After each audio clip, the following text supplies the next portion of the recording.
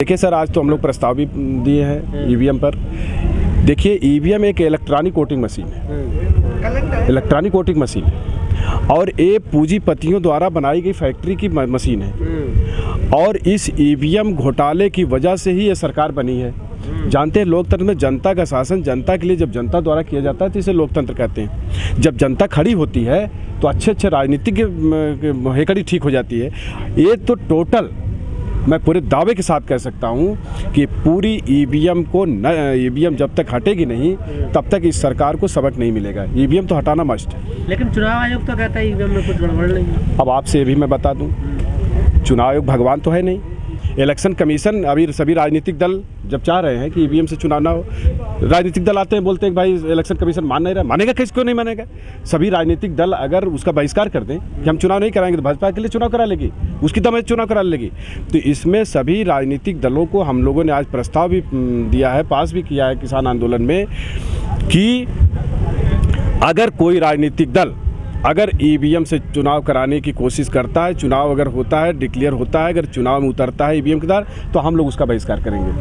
हम लोग चाहते हैं कि बैलेट पेपर से चुनाव हो, निष्पक्ष चुनाव हो, जो लोग चुनाव जीत के जाएं, देश का शासन करें, नेता पैदा होंगे, अच्छे लोग पहुंचेंगे। क्या दिक्कत है? तो आप बंगाल में करते हैं बैलेट पेपर से डिमांड की चुनाव होना? देखिए, चुनाव बैलेट पेपर से जो बंगाल में चुनाव हो रहा है, चूँकि कोई भी खेल बनता है, खेल का नियम बनाया जाता है तो खेल शुरू होने से पहले बनाया जाता है।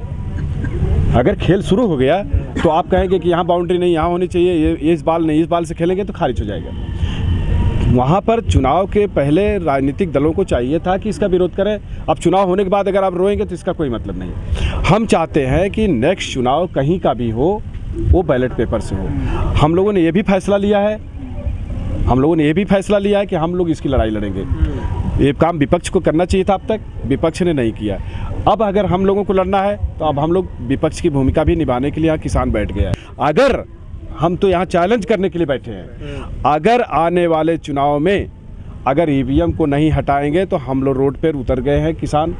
अब हम लोग जगह जगह विरोध भी करेंगे और अगर जो नेता चुनाव में जाएगा, हमारे कार्यकर्ता ईवीएम का बहिष्कार कर देंगे, ईवीएम से हम वोट नहीं पड़ने देंगे, ईवीएम पर हम धावा बोलेंगे।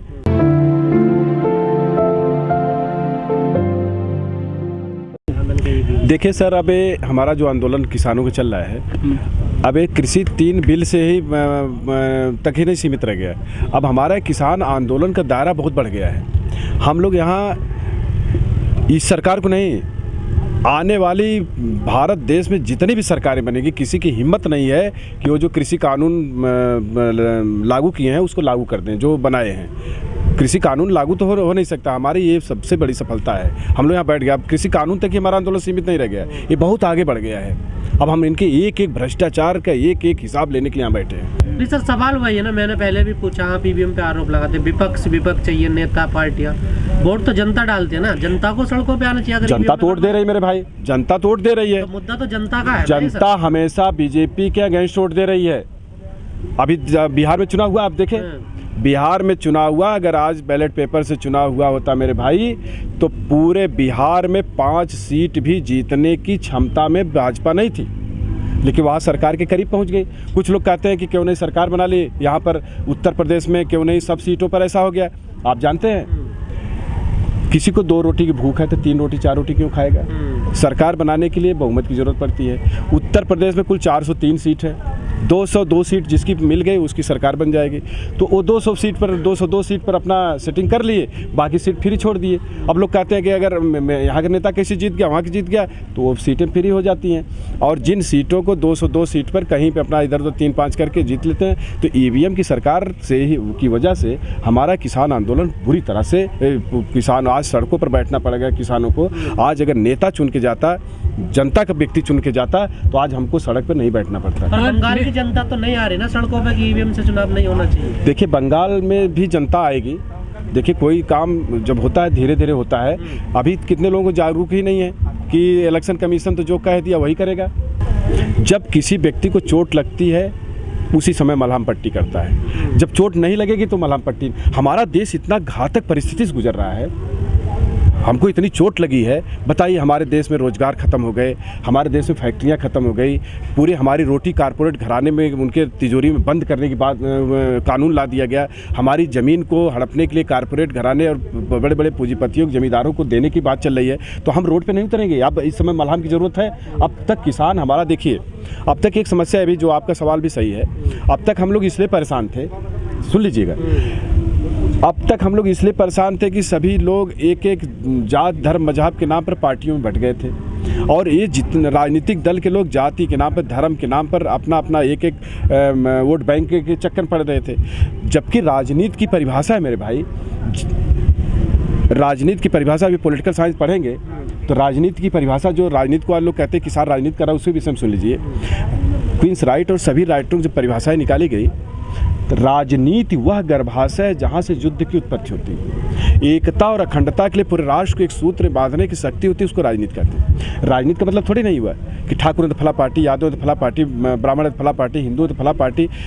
ये हमको आपको बांट करके पूरे देश को खंड खंड कर दिए। ये तो किसान आंदोलन यहाँ हुआ, एक ऐसा आंदोलन विश्व का इतिहास बनने जा रहा है। एक ऐसा आंदोलन हुआ कि पूरे कन्याकुमारी से लेकर कश्मीर तक, कन्याकुमारी से लेकर कश्मीर तक हिंदू मुस्लिम सिख ईसाई सबको एक सूत्र बांध दिया। आज आप जिधर जाइए, हिंदू मुस्लिम सिख ईसाई सभी लोग एकजुट होकर के सेवा की भावना में लगे हैं, एक दूसरे के कंधा कंधा मिला लिए हैं, और हमारा देश अब एक सूत्र में बंध रहा है बहुत तेजी से। जो जागरूक नहीं है, हम लोग किसानों के पास रैलियां कर रहे हैं। हम लोग का देखिए अभी चुनाव में नहीं उतरे हैं, हम लोग का कोई राजनीतिक दल नहीं। सूत्र में बन रहा, संबित पात्रा कह रहे हैं बंगाल में 5000 गाँवों में एक भी हिंदू नहीं बचा, ये मुद्दा चल रहा है चुनाव। उनका तो काम है हिंदू मुस्लिम लड़ाना।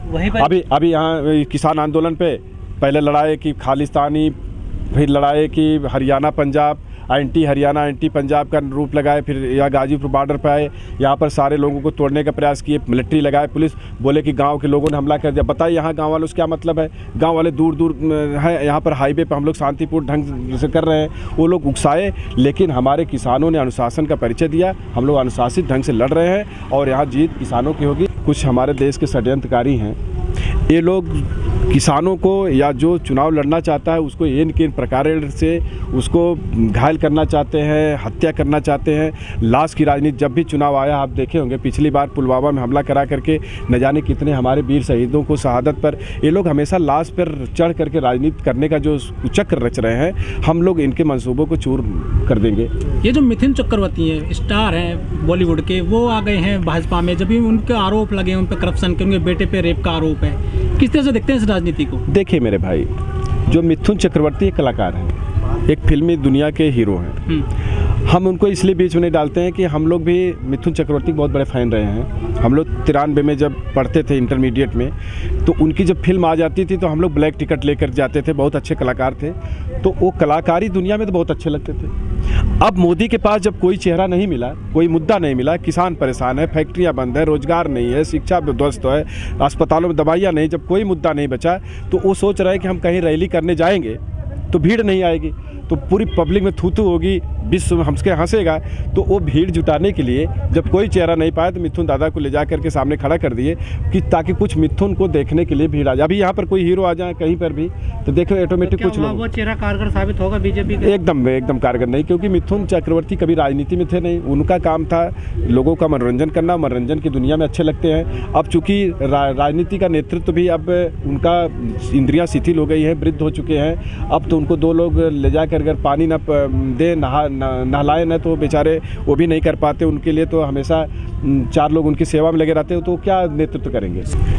हमारा जो किसान आंदोलन है, मैंने कहा ना, पूरे देश को एक सूत्र बांधने काम कर रहा है। जिसके साथ भी अन्याय होगा, अगर वहाँ ममता बनर्जी के साथ अन्याय हो रहा है, उनको मारने का प्रयास किया जा रहा है, उनके वोट लूटने का प्रयास किया जा रहा है, उनके वोट खरीदने का प्रयास किया जा रहा है, तो हमारे किसान आंदोलन की तरफ से प्रस्ताव पास हो चुका है। यहाँ के किसान ट्रैक्टर लेकर के बंगाल चलेंगे और उनको या किसी भी देश के किसी भी नागरिक को जहां भी अन्याय होगा, हम उसके न्याय के लिए खड़े मिलेंगे। देखिए, अगर मिथुन चक्रवर्ती कोबरा की बात कर रहे हैं, उनका काम है हास्य, कॉमेडियन। वो जब कोबरा बोले तो कॉमेडी में आ गया उनका, वो उनको लोग कॉमेडियन, कोबरा जहर मारता है, लेकिन हम लोग उसको कॉमेडी के रूप में ले रहे हैं। उनको कोई हम लोग देखिए, उनको हम लोग वरीयता नहीं दे रहे हैं, इसलिए नहीं दे रहे हैं कि वो कलाकार हैं। उनका काम है कभी कोबरा बन जाना, कभी 10 तला बिल्डिंग से छलांग लगा देना, तो 10 तला छलांग लगा देंगे तो क्या वो शक्तिमान बन जाएंगे, क्या वो हनुमान बन जाएंगे? मिथुन की फिल्म आई थी दलाल एक, तो उनको सोशल मीडिया पे काफ़ी अब कोसा जा रहा है कि तुम दलाल फिल्म बनाते हो लेकिन आज तुम दलाली करने आ गए हो भाजपा में।